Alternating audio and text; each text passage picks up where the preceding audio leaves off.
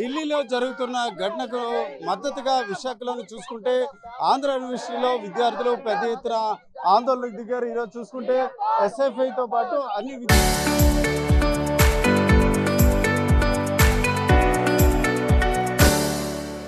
విద్యార్థి సంఘాలు కూడా దీనికి సంబంధించి అంటే చెప్పండి, మీరు ప్రభుత్వాన్ని ఏం డిమాండ్ చేస్తున్నారు? ప్రధానంగా ప్రస్తుతానికి మేము ఒకటే డిమాండ్ చేస్తున్నాం. కేంద్ర విద్యాశాఖ మంత్రి ధర్మేంద్ర ప్రధాన్ రాజీనామా చేయాలి. కేంద్ర బీజేపీ ఇప్పటికీ తప్పుడు ప్రకటన చేస్తుంది. ఫాస్ట్ ట్రాక్ కోర్టులు ఏర్పాటు చేస్తామని, దీనివల్ల న్యాయం జరగదని మేము భావిస్తున్నాము.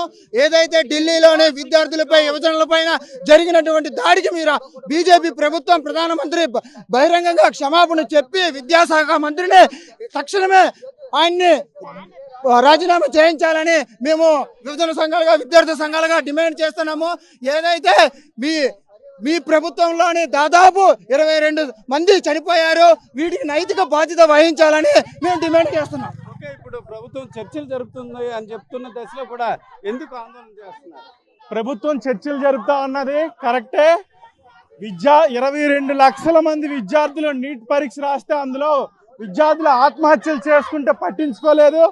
విద్యార్థుల మీద పోలీసులను ఉపయోగించి లాఠీ చార్జ్ చేస్తే పట్టించుకోలేదు. విద్యార్థుల్ని చర్చలకి పిలవలేదు. విద్యార్థులు ఒకటే డిమాండ్ చేస్తా ఉన్నారు, నీట్ పరీక్ష లీకేజీ బాధ్యుల్ని కఠినంగా శిక్షించాలని డిమాండ్ చేయడం విద్యార్థి సంఘాలది విద్యార్థులది తప్ప అని చెప్పి ఈ సందర్భంగా ప్రశ్నిస్తా ఉన్నాం.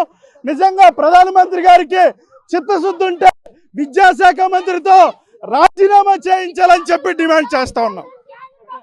అమ్మా చెప్పండి.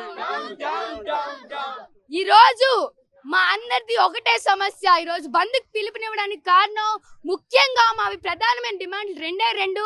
ఒకటి, విద్యాశాఖ మంత్రి ధర్మేంద్ర ప్రధాన్ రాజీనామా, ఇంకొకటి ఎన్టీఏని రద్దు చేయాలని. ఎందుకంటే ఈ రోజు విద్యని సెంట్రలైజ్ చేయడం వల్ల ఎంతో మంది విద్యార్థులు పేపర్ లీక్ కారణంగా చనిపోతా ఉన్నారు, ఎంతో మంది ఎఫెక్ట్ అవుతా ఉన్నారు.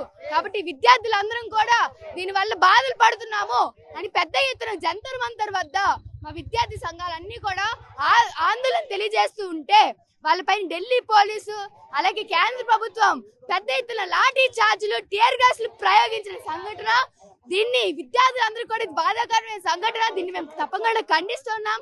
అలాగే విద్యాశాఖ మంత్రి అతనంతటా అకౌంటబిలిటీతో రిజైన్ చేయాల్సిన బాధ్యత అతనిది. అయినా సరే ఈ రోజు రిజైన్ చేయకుండా దేశం మొత్తం కూడా తిరుగుతూ ఉన్నాడు. అతని వల్ల ఎఫెక్ట్ అయిన విద్యార్థులందరూ చనిపోయారు. కాబట్టి మేము విద్యార్థి సంఘాలుగా తప్పకుండా దీన్ని అడ్డుకుంటాము. అలాగే పెద్ద ఎత్తున ఇక్కడితో ఉద్యమం ఆగదు. ధర్మేంద్ర ప్రధాన్ రాజీనామా చేసేంత వరకు మా ఉద్యమం కొనసాగుతూనే ఉంటది. జంతర్ మంతర్ ఢిల్లీ రాజధాని వద్ద కూడా నేపాల్ లో ఎలాగైతే విద్యార్థులు పార్లమెంట్ ని కాల్చారో అలాగే ఇక్కడ కూడా చేయాల్సి వస్తుందని విద్యార్థి సంఘాలుగా హెచ్చరిస్తా ఉన్నాం. ఓకే చెప్పండి, అంటే నేపాల్ లో పరిస్థితి వేరు, ఇండియాలో పరిస్థితి వేరు, కానీ నేపాల్ తో ఎందుకు పోలుస్తున్నారు? అక్కడ ప్రజాస్వామ్యాన్ని కూలీ చేశారు. మన భారతదేశం భిన్నత్తులో ఏకత్వం భారతదేశం ప్రజాస్వామ్య విలువలు అన్నీ ఉంటాయి. అటువంటి ప్రజాస్వామ్య విలువలు ఈ ప్రజల హక్కుల్ని కాలనొచ్చే విధంగా ఎన్డీఏ ప్రభుత్వం పూనుకుంటా ఉంది.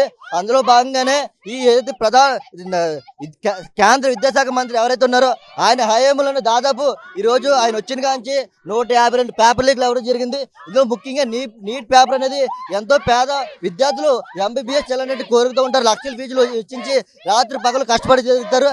అటువంటి నీట్ పేపర్ లీక్ అవడం వల్ల దాదాపు 22 మంది విద్యార్థులు చనిపోయిన సరే కనీసం నైతిక బాధ్యత వహిస్తూ కేంద్ర విద్యాశాఖ మంత్రి రిజైన్ చేసే పరిస్థితి కనపడలేదు. ఇక్కడ చూస్తుంటే అణచివేసే ప్రయత్నాలు తప్ప ఈరోజు విద్యార్థులు తల్లిదండ్రుల్ని పోలీసులు అడ్డం పెట్టుకొని లాఠీ చార్జ్, టీఆర్ గ్యాస్ ఉపయోగించి నిర్బంధించి ఈరోజు గాంజా కేసులు పెడతామని చెప్పి బెదిరించే పరిస్థితి ఈరోజు జంతర్ మంతర్లు మనం స్పష్టంగా చూస్తా ఉన్నాం. ఈరోజు విద్యార్థులపై దాడిని ఖండిస్తూ భారతదేశ వ్యాప్తంగా ధర్మేంద్ర ప్రధాన్ రాజీనామా చేయాలని చెప్పేసి ఈరోజు ఏఎస్ఎఫ్, ఎస్ఎఫ్ఐ, పీడీఎస్ ఇతర విద్యా సంఘాలన్నీ కూడా భారతదేశం బంద్ ప్రకటన జరిగింది. ప్రజాస్వామ్యవాదులు, ప్రజలు, విద్యార్థులు అందరూ స్వచ్ఛందంగా బంద్లో పాల్గొన్నారు. విశాఖపట్నంలో కూడా బంద్ కూడా విజయవంతం అవుతా ఉంది. ఇప్పటికే వాళ్ళ కార్పొరేట్, ప్రైవేట్ విద్యా సంస్థలు అన్ని కూడా స్వచ్ఛందంగా బంద్ పిల్లలకి హాలిడేస్ ఇవ్వడం జరిగింది. మా ప్రధాన డిమాండ్ ఏంటంటే చనిపోయిన విద్యార్థులు ఎవరైతే ఉన్నారో వాళ్ళకి ₹1 కోటి నష్టపరిహారం ఇవ్వాలి, ఎన్టీఏ వ్యవస్థ రద్దు చేయాలి, నీటి ఏ రాష్ట్రాన్ని ఆ రాష్ట్రమే నిర్వహించే విధంగా చొరవ తీసుకోవాలి. ఇప్పటికి ఖచ్చితంగా నరేంద్ర మోడీ గారు భయపడ్డారు. యువత విద్యార్థులు తలుచుకుంటూ ఏదైనా చేయగలరనేది మరోసారి నిరూపితం అవుతా ఉంది. ఈరోజు ఇంతవరకు 56 ఇంచుల గల చాతిగల నరేంద్ర మోడీ గారు ఇప్పుడు భయపడే పరిస్థితి లేదు. ఇప్పుడు ఎవరైతే కాంగ్రెస్ పార్టీ ఆధ్వర్యంలో విద్యార్థులు తల్లిదండ్రులు ఆందోళన చేస్తున్నారు, ఈ ఆందోళన భయపడి దిగొచ్చే పరిస్థితి కనబడుతుంది. పర్యావరణవేత్త శాస్త్రవేత్త ఎవరైతే సోనం వాంగ్చుక్ గారు ఉన్నారో ఆయన కూడా 26 రోజులుగా దీక్ష చేసిన సరే పట్టించుకునే పరిస్థితి లేదు. ఈరోజు విద్యార్థులు మూవ్మెంట్ చూసి భయపడి ఈరోజు కేంద్ర విద్యాశాఖ కేంద్ర మంత్రులు దిగొచ్చే పరిస్థితి కనబడుతుంది. మా స్పష్టమైన డిమాండ్ ఏంటంటే తక్షణమే కేంద్ర విద్యాశాఖ మంత్రి రాజీనామా చేయాలి, ఎన్టీ వ్యవస్థ రద్దు చేయాలి, చనిపోయిన నీటి విద్యార్థులు తక్షణమే నష్టపరిహారం చెల్లించాలి.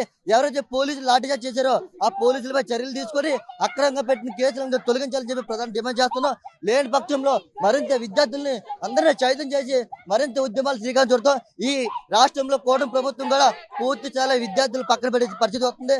ఈ రోజు ప్రతి రాష్ట్రంలో బంద్ స్వతంత్రంగా ప్రభుత్వాలు సెలవిస్తే ఈ కూటమి ప్రభుత్వం పేరెంట్స్ మీటింగ్ పెట్టుకునే పరిస్థితి కనబడుతుంది. ఈ కూటమి ప్రభుత్వం కూడా పూర్తి స్థాయిలో నారా లోకేష్ ఫెయిల్ అయ్యాడు. ఈ రోజు మేము ఒకటే అడుగుతున్నాం, కేంద్ర విద్యాశాఖ రాజీనామా చేసే వరకు పోరాటం కొనసాగుతుందని తెలియజేస్తా ఉన్నాం. ఓకే, చెప్పండి. ఇప్పుడు జంగ విద్రోహ శక్తులు చేరారు, వాళ్ళే రెచ్చగొడుతున్నారు అంటున్నారు. అది ఎంత ఈ రోజు మోడీ బీజేపీ నాయకులు చెప్పేది ఏంటంటే ఇవాళ ప్రధాన ప్రతిపక్షమైన రాహుల్ గాంధీ గారి నేతృత్వంలో ఈ రోజు యువతనంతా సమీకరించి ఢిల్లీకి అసలు విద్యార్థులే కాదు, విద్యార్థులు కాకుండా బయట వారిని తీసుకువచ్చి ఈ యొక్క ఆందోళన కార్యక్రమంలో చేస్తున్నారని చెప్పేసి మోడీ బీజేపీ నాయకులు వ్యవహరిస్తున్న తీరు ఇది అన్యాయము. ఇది దేశవ్యాప్తంగా 29 రాష్ట్రాల్లో యువతంతా కథం తొక్కారు, మోడీని గద్దె దింపడానికి సిద్ధమయ్యారు. ఏదైతే నీట్ పేపర్ లీక్ ఒక సమగ్ర విచారణ జరిపి దోషులు కఠినంగా శిక్షిస్తావో అప్పుడే నీ మాట నమ్ముతారు. ఆల్రెడీ విద్యార్థి లోకం అంతా డిసైడ్ అయిపోయి ఉన్నారు.